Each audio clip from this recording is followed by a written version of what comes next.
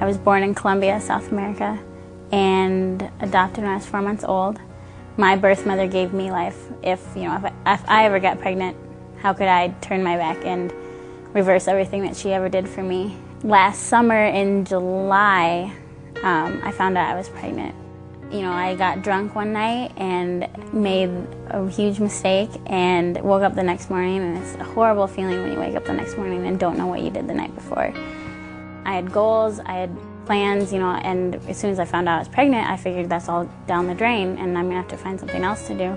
Your initial thought is, my life is over. I mean, I've screwed up. What am I going to do? I can't tell my parents. I can't tell my friends. So I told my parents the next day. And, that whole day I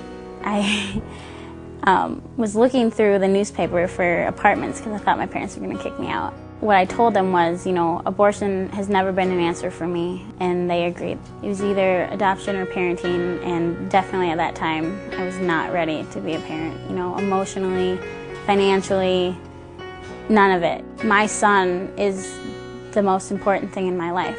He deserves the best, and the best is a mom and a dad in the same house.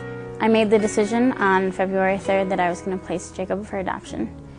It may have been a mistake to get pregnant, but something so beautiful came out of it. People ask, if I would ever go, if I could go back, would I change what has happened? And not for anything. It's hard for people to believe this, but I'm happier than I've ever been in my life. I mean, I wake up every day, and instead of feeling, horrible that, I killed my baby,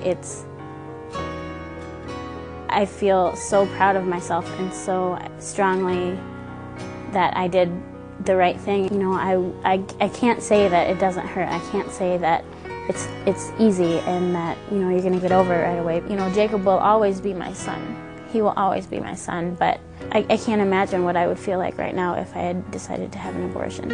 You can't take that back. You can't reverse what you've done then. People want you to believe that it's just a mass of cells that means nothing, and what they don't think of is what that mass of cells is. I mean, at 8 weeks there's a heartbeat, there's brain waves, you can, they're thinking, how can you say that something that is so small and has a heartbeat and can think, how can you say that's not a human being?